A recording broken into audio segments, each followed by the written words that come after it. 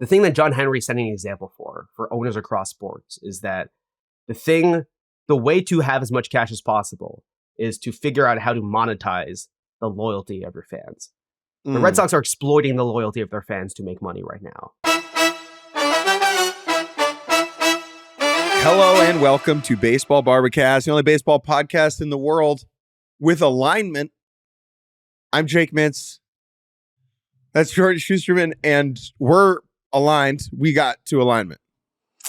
Yeah, I would say that's honestly probably one of our greatest strengths as a baseball duo is we're usually on the same page. And as you hear our conversation with special guest Joon Lee later on in this episode, you will understand that is not necessarily a strength, even when the stakes are far higher and way more people are literally and emotionally invested in what is going on. Jake, it is early on Wednesday morning, and I am in Phoenix, Arizona for the MLB Draft Combine. You are in Omaha, Nebraska for a few more hours. And Rafael Devers is in San Francisco, California, and that will be the crux of this episode. Devers had his first game last night with the Gigantes. He had his press conference in Giants Orange. We had Sam Kennedy and Craig Breslow doing a Zoom press conference on Monday afternoon after we recorded. We got Big Papi talking about Devers. We're going to get into all of that. We're going to talk to June a little bit more about the big picture goings on of the Red Sox. And then we'll tell you what we've been seeing from the Combine and the College World Series. I saw a no-hitter. Yeah. Amazing. Yeah. Pretty cool. And Ohtani pitched. All of that. And probably no more because we won't have time for any. But let's start. Our opener this podcast is Rafael Devers. He is on the Giants, folks.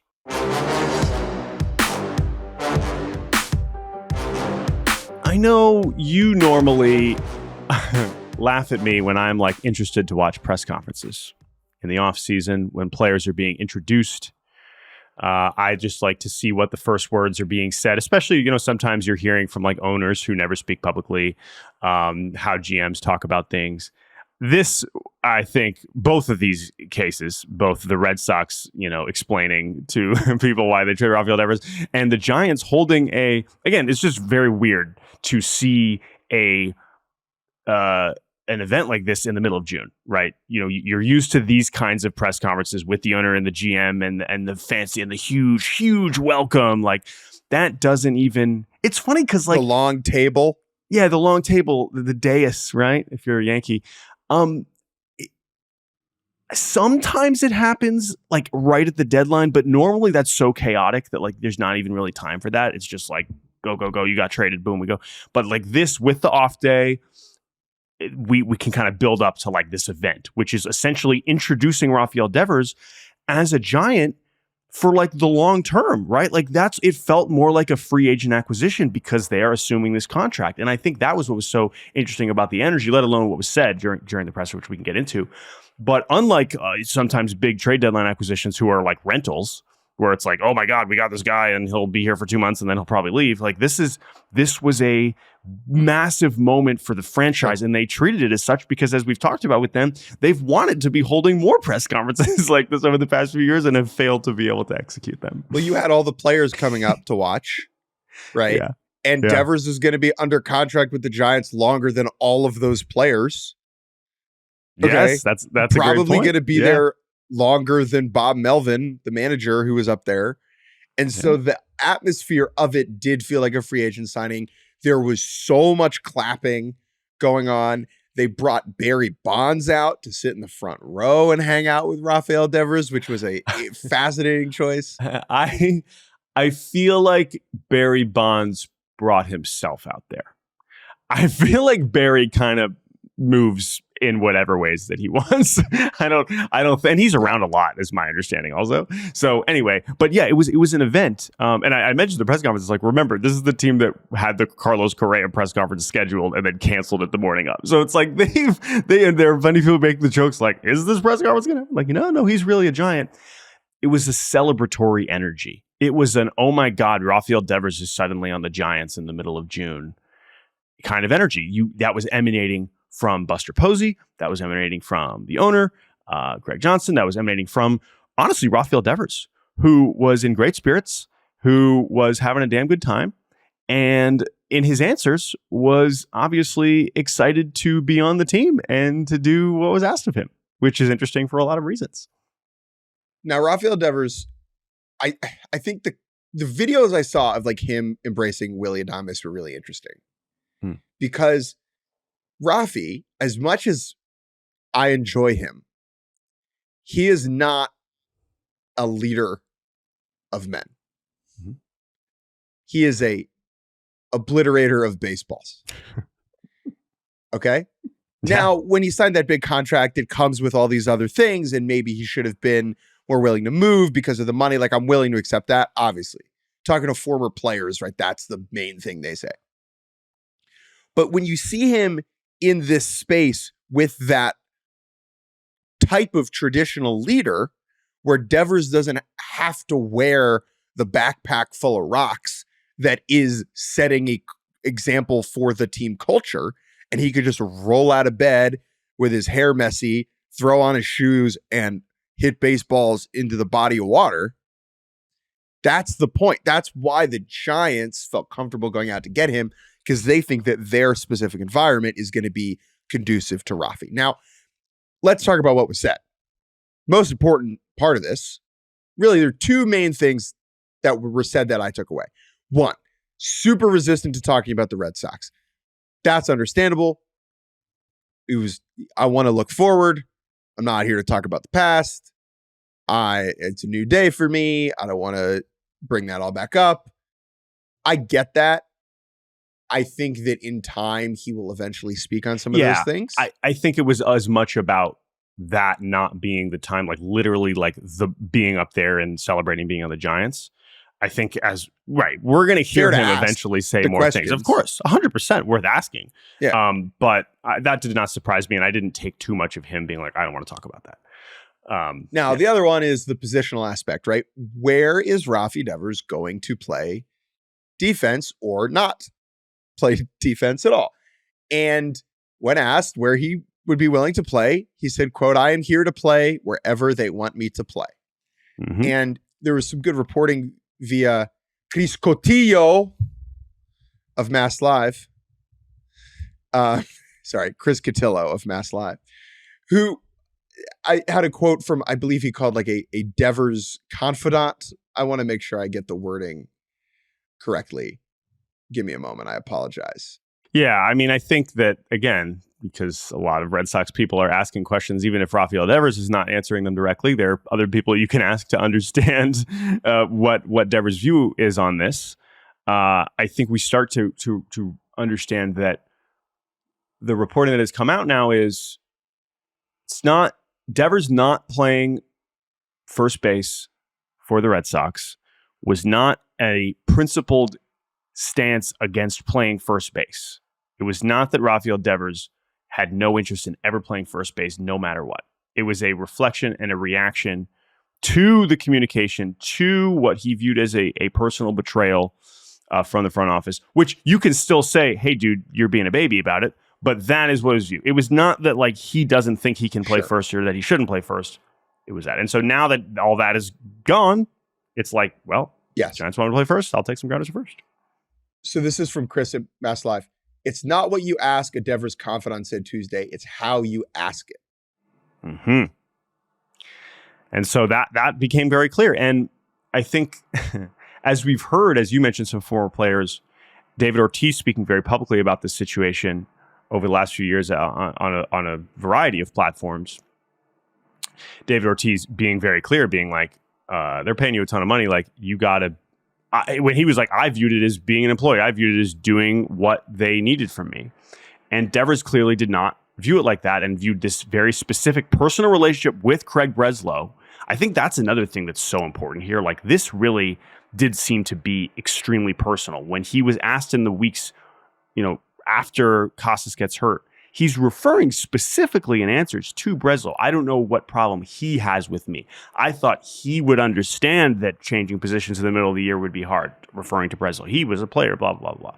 It was very much about him. And so, as you mentioned, it's about how they asked that. Again, if you think that that is a ridiculous way for Rafael Devers to have handled it, that's fine. That's fine. But now as we look forward and we talk about Rafael Devers on the Giants, he's already taken some grounders at first. He DH'd in his first game, continued to rake because that's what he does. And it does seem like that we'll start to see him kind of shuffle in at first base and DH moving forward because they have Matt Chapman. So a hilarious thing, right, is that the Red Sox are going out there. They sure are. To play the Giants.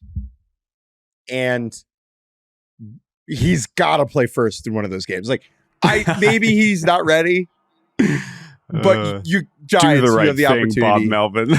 Come on. Do the right thing. Slot him in. So we'll see. We'll see what happens with that. But yeah, I think that like as we kind of talked about, just like how did we get here? Who Devers views as what he wants to be, what he wants to focus on. I think that throughout this whole thing, Devers clearly was just like, look, man, like I just want to go out there and hit. And he felt like this year he was doing that. Fine, you want me to be a DH? Great. I'll go have the best year of my career or nearly that. And he thought that like if I keep doing this, I will win because I'm doing my job in this sense. Obviously, it turned out that was not the case, but now he can go back to strictly focusing on that. And if you're the Giants and you're a Giants fan and you're Buster Posey and okay, sure, front offices are anonymously telling you that contract is going to look terrible in 2031. If the whole purpose of Buster Posey is to get the Giants fans invested in the Giants and feel like they can win every night, then having Rafael Devers on the team is a no-brainer. And him talking about like, yeah, Rafael Devers is a dude. This is a guy where it's like, this is a game-changing player that you just don't have access to. It's not surprising that they treated it like an absolute, holiday in San Francisco because it's a huge deal for him to suddenly be on the team. Let's pivot quickly to the Red Sox Kennedy Breslow stuff. Sure. And before we do, I came across this Nesson video from like 4 years ago of Rafi mic'd up during COVID. Oh, and, I believe it's I think I know what you're referring to. Yes. This clip has been shared. If you're on Red Sox Twitter, you've seen this over the years because it's just an awesome distillation of Rafael Devers, the human being. And this is before he signs the extension. Quote, right. They pay me good, I play baseball, and I hit homers.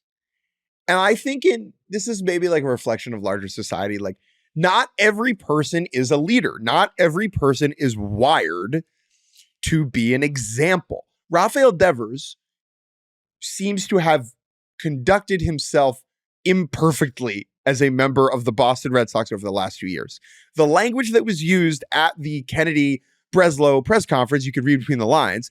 They were, in as many words, saying, we don't want Roman Anthony and Christian Campbell and Marcelo Meyer around Rafael Devers, who is setting a bad example for the rest of the players, right? For whether that's attitude or an unwillingness to switch positions, that is kind of essentially obviously what was said there, right? But like, they pay me good, I play baseball, and I hit homers. Devers is not a bad guy. He just does it. It's a very unique type of thing. Yeah. He's focused on what he does. And the other thing about Devers that's so important that gets lost in this dude, he posts, brother. This is okay, but it's like games. You could say, oh, well, when you sign that contract, part of that is holding these responsibilities. And it's like, okay, like you can make that argument. But to me, the reason you're paying anyone like that, the reason you're paying a guy like Vlad that, and I know there's some different off the field context of Vlad that is important, but like it's because they show up and they hit. And this is one of the hardest things to acquire is a player that you essentially are guaranteed is going to be a well above average hitter. This is why Juan Soto got $700 million, right? Almost $800 million, right? That's a short list. Rafael Devers is on the short list. He's on the short list. Willy Adames, like, again, the fact that Willy Adames got nearly $200 million is a product of the market and him being a shortstop and like really having a great season last year. But even when he signed that, everyone was like, I hope it goes, like, I don't know. Like, I hope he's good. I hope we'll see, Rafael Devers. I mean, set it and forget it. The dude just hits. It's such a short list of players, and how valuable that is. I don't care what it looks like in 2034. You're trying to win baseball games right now. There are a few hitters you could want more than Rafael Devers. Forget 2034. The price for that type of player, the caliber of superstar that rolls out of bed and rakes. Juan Soto got $765. Vlad Jr. just got $500 flat. Devers has $250 left on the deal, which with deferrals and Jordan Hicks's contract going the other way, probably puts it closer to like 200 to 220-ish. Whatever. You're telling me, I'm just saying. Yeah, let's just say it's 220. I'm with you. Sure. Rafael Devers is a free agent right now, is getting more than $220 million. He's probably getting more than $310 million because the price to acquire that type of player has exponentially increased. And the Giants, in this very bizarre way, are seeing this as a bargain of sorts, I think. And by the way, I know they have top prospect Bryce Eldridge, who's maybe going to be a first baseman. Some reporting that the Red Sox insisted that they include Bryce Eldridge. It's like, well, that ain't worth Apparently much not. now. Like, who cares? Like, apparently not. Usually that's the kind of report that comes out after he gets traded to a different team.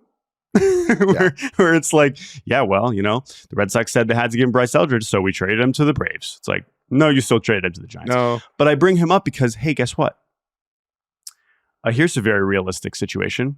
Rafael Devers becomes a decent first baseman. Okay, cool. Now, does that contract look nearly as bad if he's a decent first baseman than if he's a DH every day that the Red Sox had pigeonholed him into being? I don't know. But I don't care about front office's models telling me that the contract's underwater. As I said, it's way simpler than that. The dude hits. He hit immediately last night because that's all he does. He's never, other than his bizarre first week of this season where he looked completely out of sorts, he basically has very, very rarely ever struggled. And so that is why he is so valuable. One last interesting thing before we take a break and talk to Joon Lee. Big Papi speaks.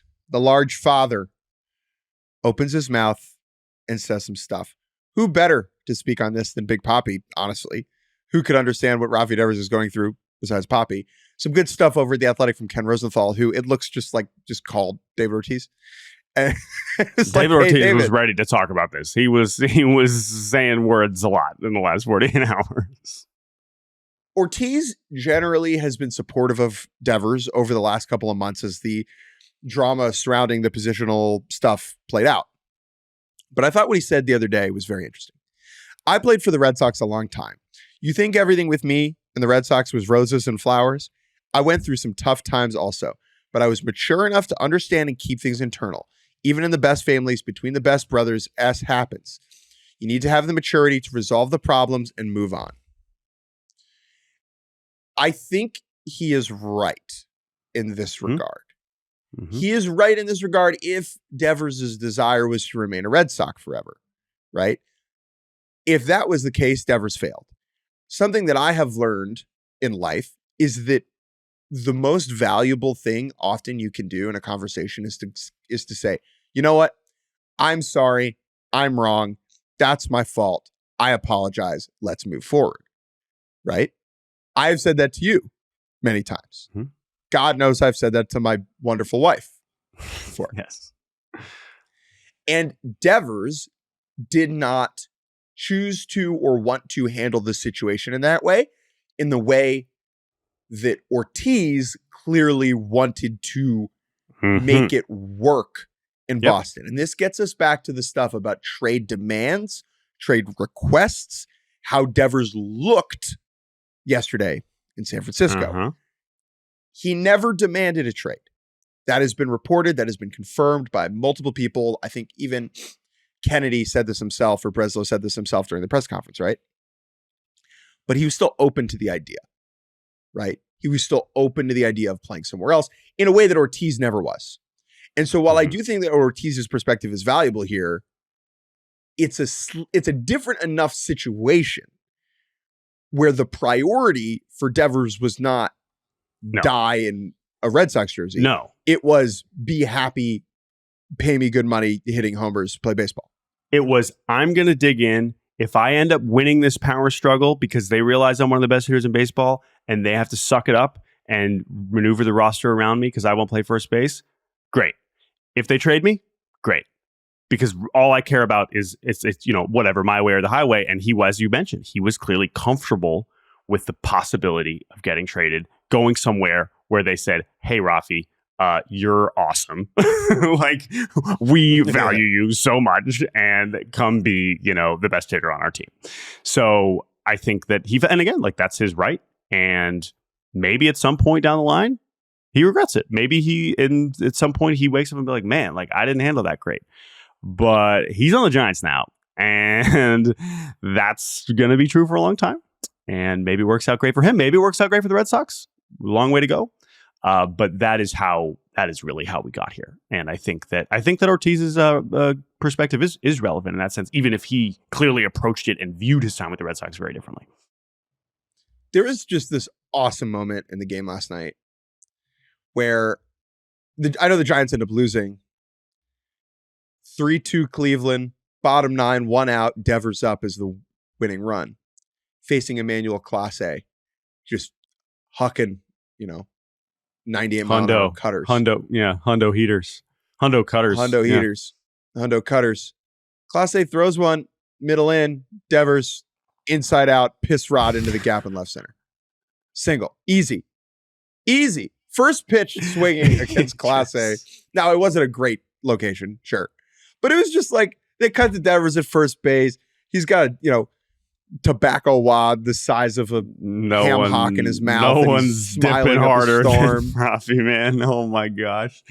It was just like, and that's the thing. It's just like, simplify this. You were about to hear a conversation that we have with Joon Lee about how we got here from the Red Sox perspective and the big picture of the interaction between the ownership and the front office and the fans, and what it means to be a Red Sox fan, and what is important when you're a Red Sox fan, and why you stay a Red Sox fan through all this nonsense and all these things.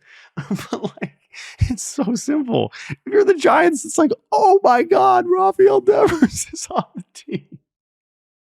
Think about how much more watchable the Giants are now, knowing how well they pitch. At least Devers is going to come up at some point. I mean, we already felt that in the first game. I mean, watching the Giants recently, it's like, okay, who's going to do something on this Giants lineup? Yeah. No, right? Like, Joon Lee is really fun, but you don't really know that he's going to do something. Willie Adames, when he's going, okay. Devers, oh yeah, he'll get hit.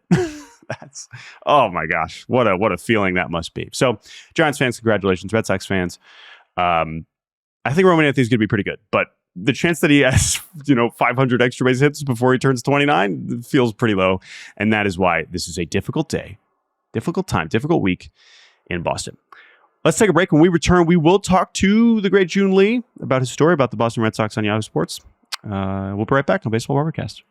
And welcome back to Baseball Barbacast. What a treat this is to be joined by our good friend and colleague for the week, Joon Lee, who wrote a wonderful story on our lovely website, Yahoo Sports, about the Boston Red Sox. Joon, we have, of course, reacted to this massive Rafael Devers trade earlier this week. And now we're kind of zooming even farther out. We had the press conferences from Boston, from San Francisco, and those are plenty interesting on their own. But I think as we bring you on here on this podcast to talk about your story, I do think it is important that we focus on the big picture. And I think you did a good job of that. So let's start there. Before we get to any of the specifics of the story, someone who knows this franchise well, even leading up to this massive decision, how long has this really kind of been building? I guess is a good way. Both this story and just this moment in Red Sox history. I would say that this dates back to 2019, where all of the speculation around the Mookie Betts situation started, and people were wondering, is this guy going to be here long term? Especially after Dave Dombrowski had gone out after the World Series championship and spent a ton of money, and the salary situation in the eyes of John Henry was kind of out of control. And I think when you kind of look back at where the Red Sox were at that point, they were kind of at a crossroads as Henry was really starting to grow his international ambitions for Fenway Sports Group. And the need generally to have more cash on hand for him to be able to do that, to be able to support multiple major sports franchises across leagues. And so as that was happening, the Mookie situation was coming to a head, and a lot of speculation was kind of getting out there about whether or not Mookie wanted to be in Boston, whether or not he wanted to be somewhere else. And I think I remember talking to Mookie basically every single day during that 2019 season, and he always made it clear to me that like Boston was the only thing that he had known at that point, and he wanted to stay. And the Red Sox, despite him being the best homegrown prospect that they've developed since Ted Williams, had not really expressed that same sentiment. And I think that has kind of set the tone for where we are today, where this is a once in a generation guy, and Mookie has gone on to kind of prove himself to be a first ballot Hall of Famer and one of the best players of this generation. And I think from there, the fact that John Henry did not plan around the idea of keeping Mookie in Boston has led to this domino effect where they have been trying to model the Dodgers organization. They brought in Chaim Bloom to kind of do that. Chaim, for one reason or another, was not the best at executing that on the timeline that I think Boston expects for winning. And in comes Craig Breslow, and this dysfunction has kind of continued, from Mookie to Xander Bogaerts to Rafael Devers, where across chief baseball officers, there hasn't been very good communication with the best players on their team. And so this is not just a Craig Breslow issue or a Chaim Bloom issue or a Dave Dombrowski issue. This is a like John Henry, Sam Kennedy state of Red Sox ownership conversation, because there just doesn't seem to be a cohesive vision where they kind of keep flipping back and forth between, okay, we're going to press the gas pedal to try to win now. Okay, well, actually, now we're going to just play for the future. And like, you could always play for the future, and so I think the Red Sox fans, more so than being frustrated about not winning, are almost more frustrated now at this point after the Devers trade about being just like kind of, whiplashed back and forth about what the direction of this team is for the future. Right. In that sense of confusion and disappointment, in my opinion, underscores the lack of understanding of what fans want and how fans follow a team. And obviously the winning is the be all and the end all. And if Kyle Harrison turns out to be, Gen Z Randy Johnson, then like we'll all look stupid. That's probably not going to happen, right? Whatever. Yeah. If they win, it's all fine. That's always the case. I want to hop back to something you said about John Henry and his global ambitions, because I think he owns Liverpool is the big one. And I think it is easy to look at Liverpool spending 150 million pounds on a winger or whatever, and saying, well, you got to open that money up somewhere in the books. In your understanding, how interconnected are the various components of the John Henry Fenway Sports Group global sports empire from a financial standpoint? I think the perception of it in the public is not entirely correct, because people think that like they traded Devers to sign Florian Wirtz. And I say this as both a Red Sox fan, as a Liverpool fan. It's been a very weird confluence of emotions the last few days around the moves Fenway Sports Group are making. I think that this is more reflective of how John Henry is very focused on the mega macro of where sports is right now. I mean, I actually wrote a column in the New York Times about this, about how sports is kind of getting paywalled and fractured for the fan experience. And, I think that he's actually done a very good job of putting Fenway Sports Group in a place where they don't need to take a huge lump sum of private equity money, because that's where the Boston Celtics are. They just sold for $6.1 billion. And initially the sale was majority financed by a private equity firm called Sixth Street. And Fenway Sports Group is not in that place. And I think that that's something that Red Sox fans probably don't appreciate right now, but we'll probably appreciate more 5 to 10 years down the line. That being said, the difference in how Liverpool is run versus how how the Red Sox are run, is drastically different at the current moment, because Michael Gordon is the guy who runs Liverpool. And, Jurgen Klopp was a guy that he hired. Liverpool had great success under Jurgen Klopp. They brought in Arne Slot from the Netherlands. He came in, they won a Premier League immediately. They've, I think as a result, feel the momentum of the Premier League in the United States, which according to a poll from Seton Hall, for, basically guys our age, sports fans under the age of 35, the EPL and Major League Baseball are basically neck and neck in popularity. There's a big generation gap between us and like older people. But for people our age, it's basically neck and neck right now, which is kind of crazy given where soccer was in terms of popularity when we were growing up. Liverpool is an extremely well-run organization for the most part.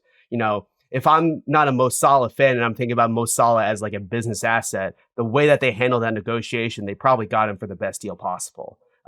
It's kind of similar to how the Red Sox handled David Ortiz throughout the course of his entire career, where I think they almost exploited his loyalty to the franchise.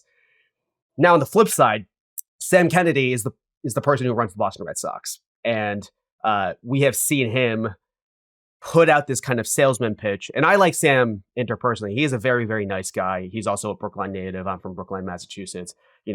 I've known him dating back to when I was in college. Like he gave me an interview for my podcast when I think I was a sophomore in college. Like Sam was a very, very nice guy. That being said, I think he's completely bungled communication with the franchise, with the fan base for going on 5-6 years now, where he's almost unable to kind of be frank with people, is always trying to put a positive spin on it. And as a result, like fans, especially in Boston, they're smart. They smell through the BS. They smell through the spin. And, I think we've seen this kind of whiplash in priorities for the organization where, they let go of Heim because he wasn't building a quote unquote sustainable, efficient organization fast enough. They bring in Breslow, Devers is signed to this extension, Alex Cora pushes the team to, sign Bregman this season, to try to push for, a playoff spot. If you watch the Red Sox Netflix documentary, in the last episode, Alex Cora says, he says that I'm really excited to compete for something bigger than a wild card next season. That's kind of shows you the motivation behind why he was trying to sign. He pushed the team to sign Alex Bregman. When you kind of put all those things together, and then you see the Rafael Devers trade, that by itself kind of illustrates like, oh, these groups are not on the same page in the first place. And so this whiplash is just throwing everyone for a spin. And obviously winning solves everything, but this is a bigger macro issue than just one season.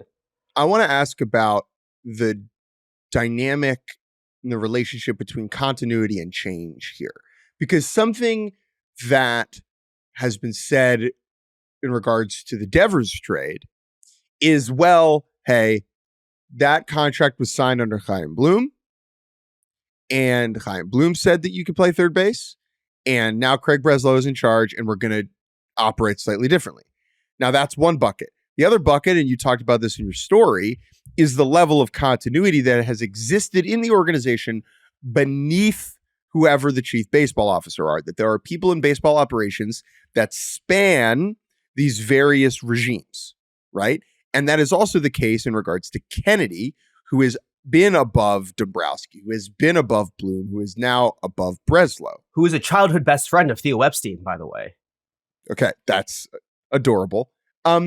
And so I am interested in how those two things interact, where it seems like there are people who have been there for a long, long time, both above and below the true decision maker in terms of baseball operations. So, like, do you see the dynamic? I just want to hear your thoughts on this. Like, you can't say, oh, well, this is a whole new guy. It's a whole new world where you can't have it both ways, is essentially what I'm trying to get at, right? Yeah, I mean, I think the Red Sox have prided themselves on being ahead of the curve. Like, Moneyball was about the Oakland A's, but I think the Red Sox were actually the team that executed on that Moneyball vision, in the 2000s better than anyone else.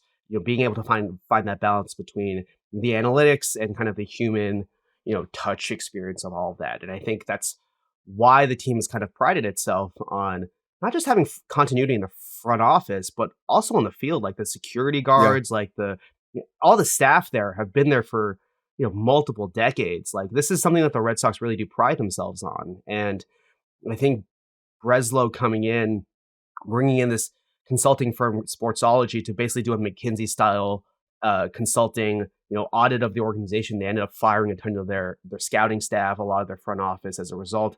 And from everything I've heard, the analytics team drastically outnumbers the scout team now. And that is a shift from even the Chaim Bloom era. Like, this is something that is new under Craig Breslow, is that they're way more reliant on analytics than scouts, and they outnumber them. I think one person told me by almost a 4-1 margin. And to be clear, like, they are not alone in that. Right? I think that is important for listeners to understand. This is something that has happened in other organizations as technology has been almost, more prevalent within the game. Teams are reducing their scouting departments in a way that is concerning, in a way that I do think is detrimental. But the Red Sox are not alone in that regard. Jordan?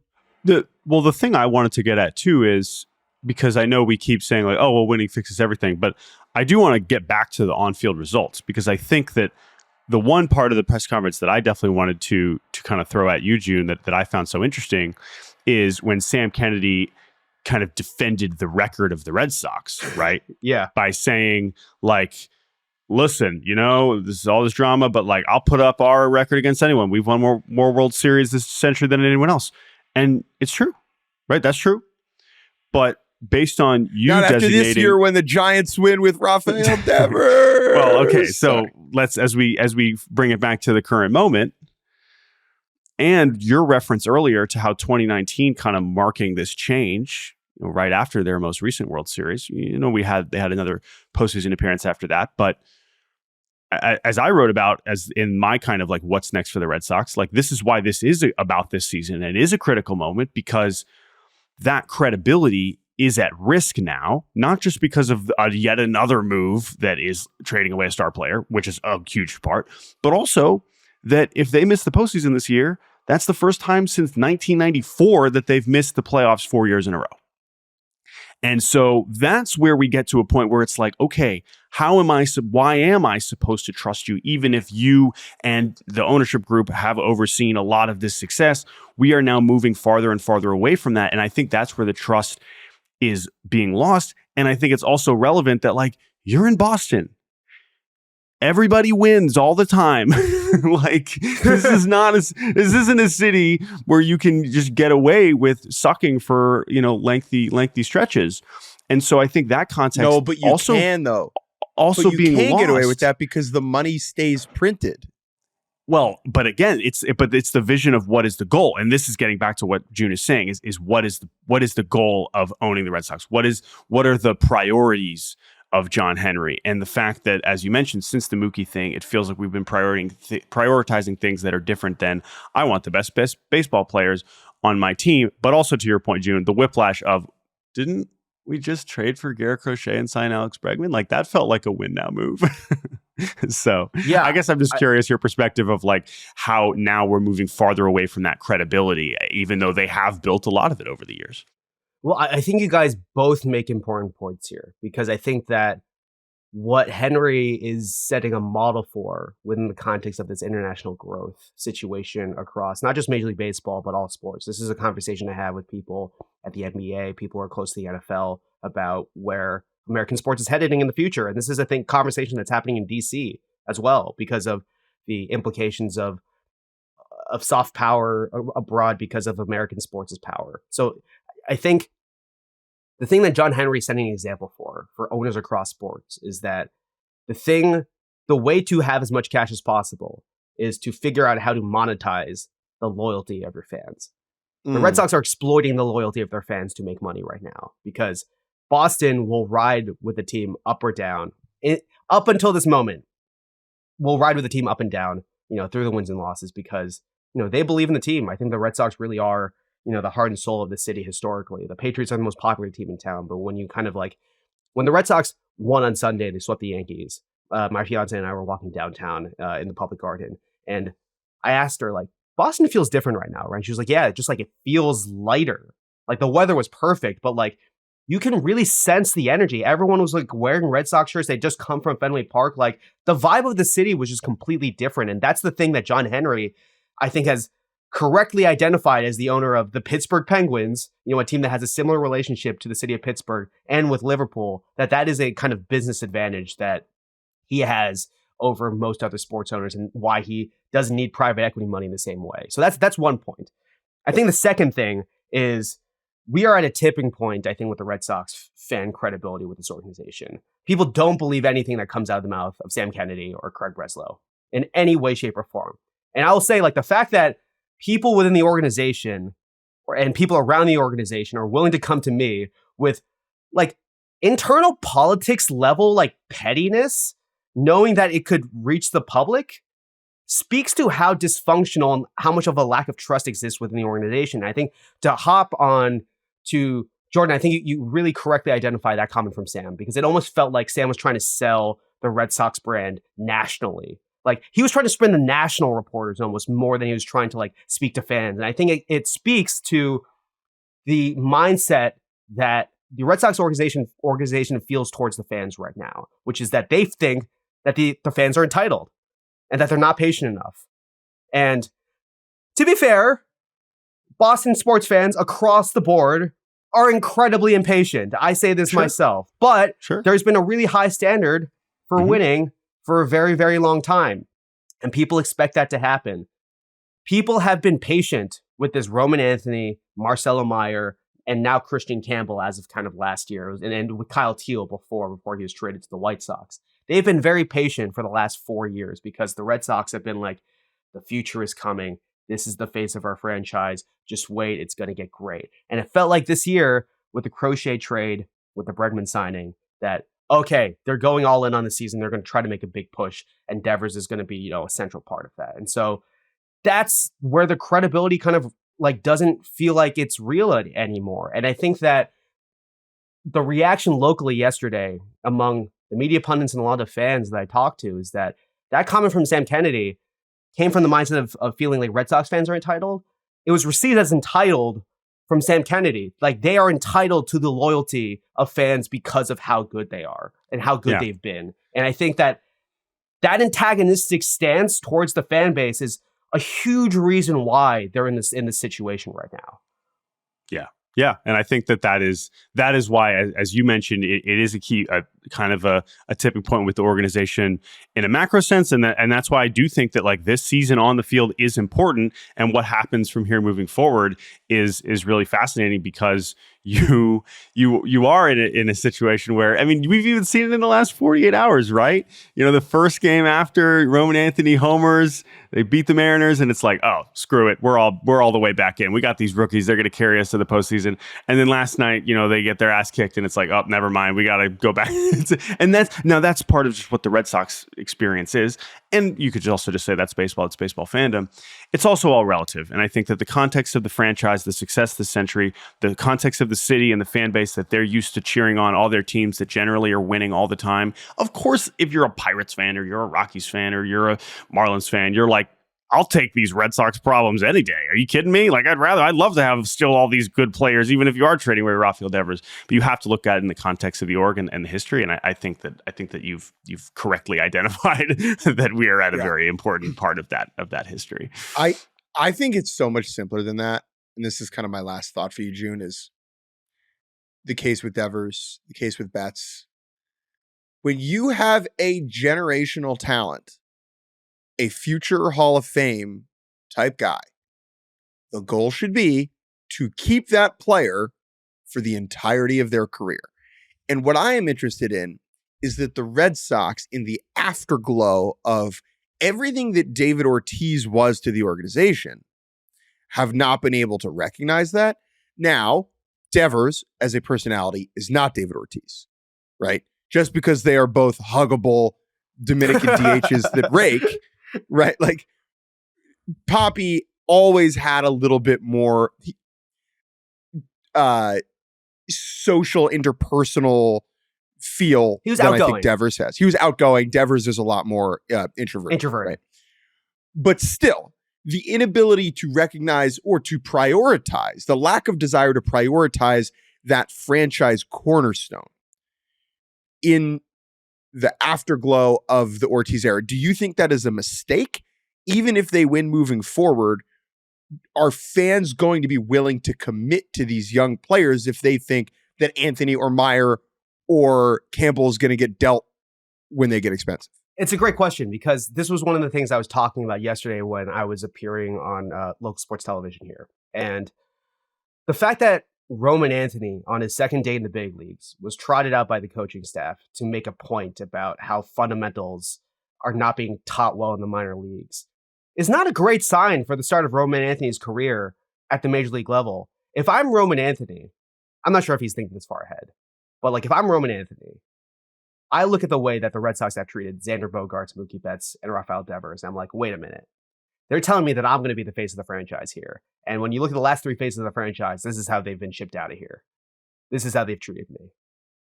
And already on day two, he's being used as a political pawn between the front office and the coaching staff. That is not a great sign. And when you have that situation happen, and then on top of that, you have 4 years of hype from all levels of the organization that the future of the franchise hinges on your development, your success. It's a lot of pressure, especially in Boston. Like, there's a national spotlight on these guys now to be good. Like, it's not just like, coming up with, the Arizona Diamondbacks and, having to turn that franchise around. There's not the same level of national attention that these Red Sox prospects have.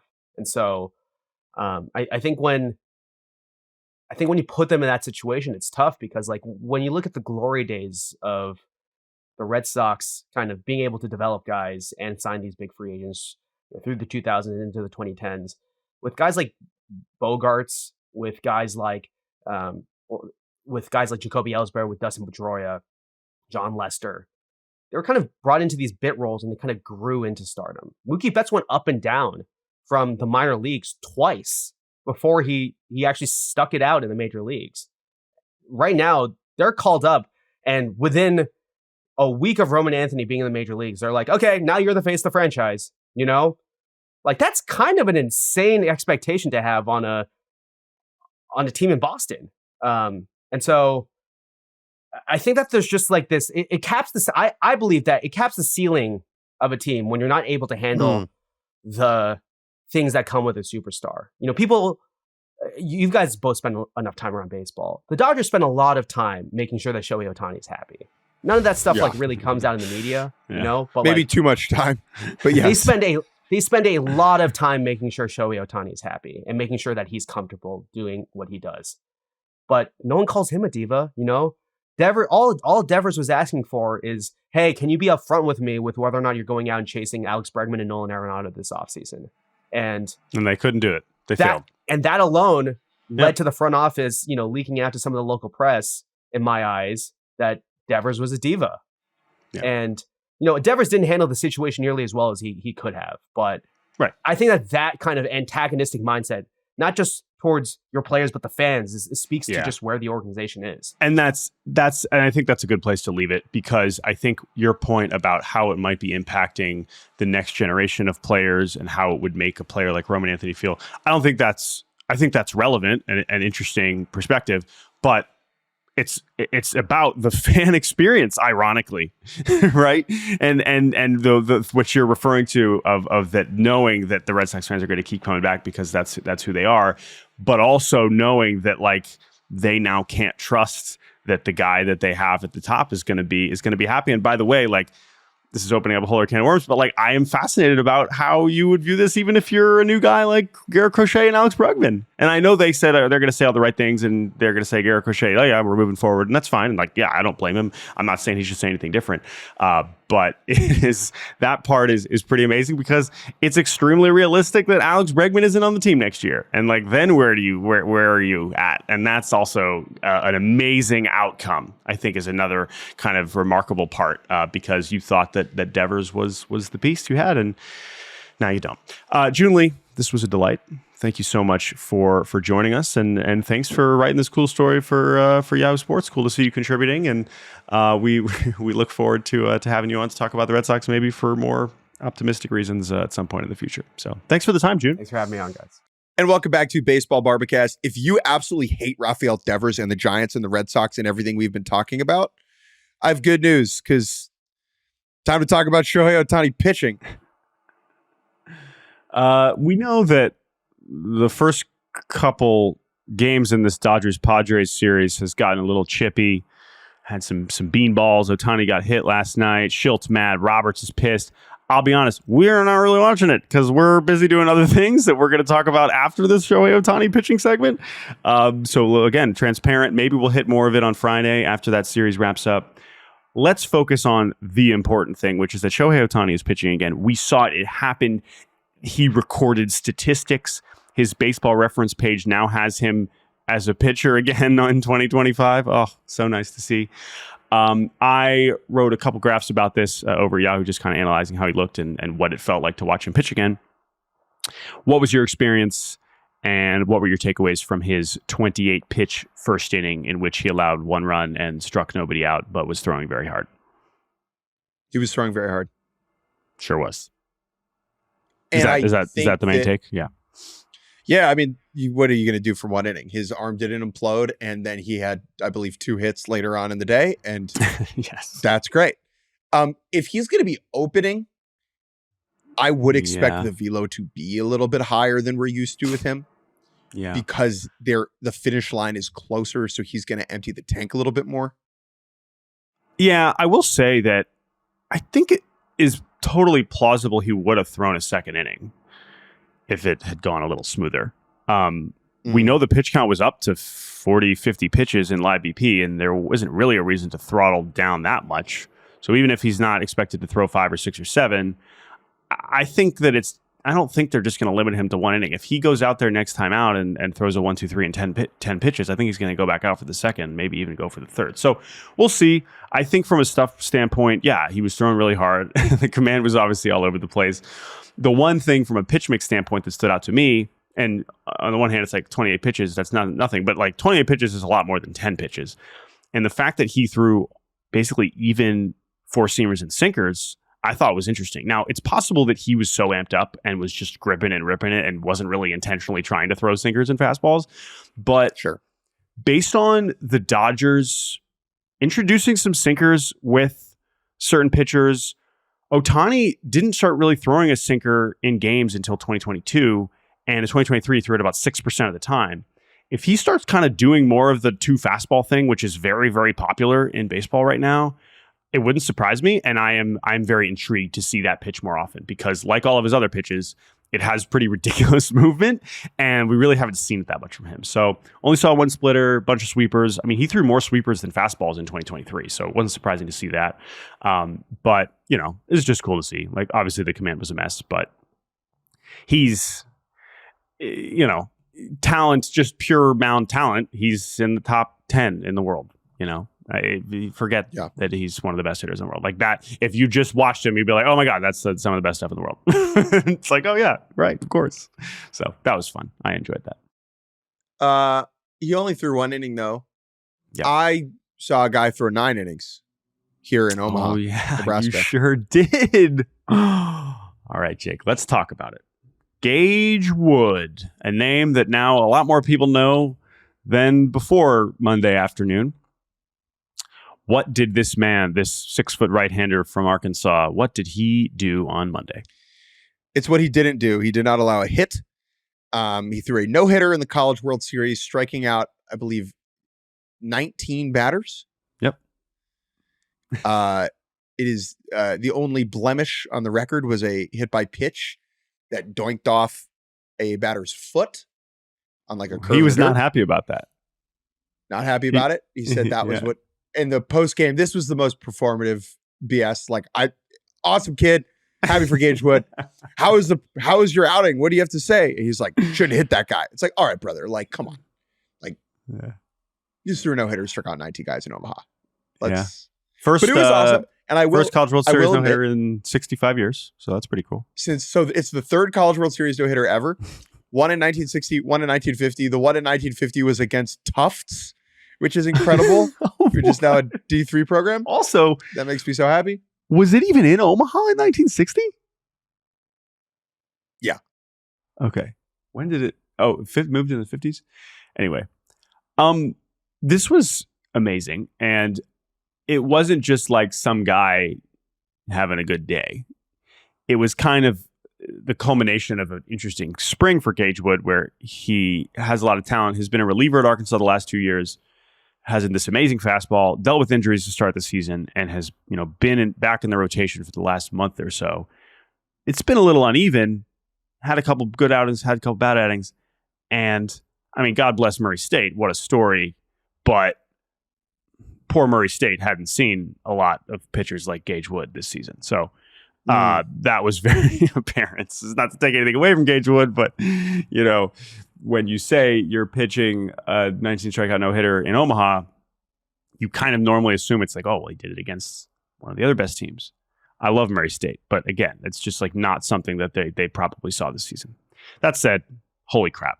I mean, that level of fastball dominance was special, and 19 strikeouts in any situation is special. And I think Gage Wood now has meaningfully changed or reminded people that he belongs in the first round, even though he comes with a lot of risk for a lot of reasons. So, but anything else from the scene? Because I was watching on the plane, kind of a weird experience to watch an event like that.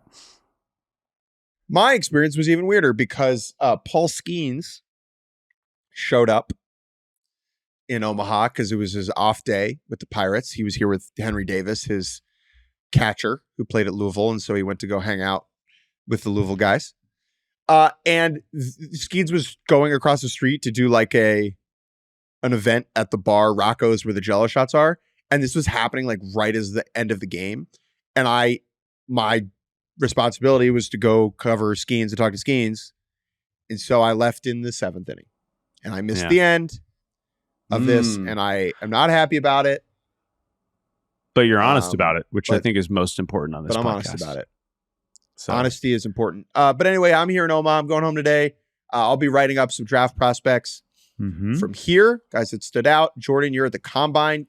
I assume will do the same at some point. How are things down in Phoenix? Yeah, so toasty. It's crisp, 115. Fortunately, the Chase Field roof is closed and it is quite comfortable inside there. But it's cool. I'm excited to be back here. I know last year we kind of blew it out more. We had camera crew there. We recorded a bunch of podcasts. This is a little more low key.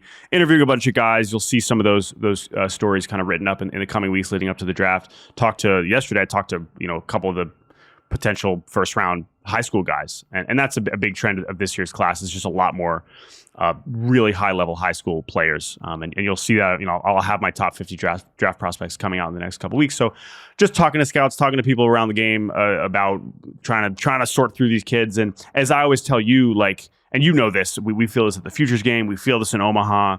The biggest value is just seeing all the best players stand next to each other. And especially at the high school level, understanding the physicality for them is, I think, the most instructive and understanding, because you just reading the scouting report and seeing, they're 6'1", 180.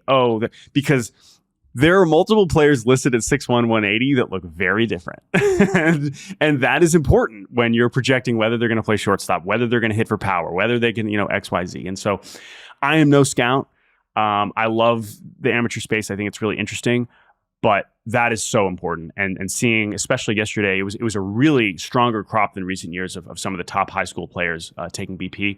It was really cool to see that. So a whole long day today. I got a bunch more interviews lined up, and maybe I'll talk a little bit more about that on Friday. And of course, I'll write about some of the specifics. But glad I'm here. It's been cool, and I hope I can provide a helpful look at the 2025 draft, which I am quite excited about. So. That's that. I am flying home tomorrow. So Friday, we'll be back with a normal show. We'll give you the good, the bad, the ugly. Again, when we're traveling like this, we're trying to focus on what we're looking at in front of our eyes. There is stuff happening in games that is very interesting, and we'll get to that later this week. So sorry if we did not cover that. We understand the Rockies keep winning and the Nationals keep losing, and there's plenty of National stuff we could talk about, but we'll get to all that later this week. So thank you to Joon Lee. Thank you to Andrew Hartz and TJ Brassel for producing. You can email us at baseballbarbacast@gmail.com. And we will talk to you all later this week. Bye-bye.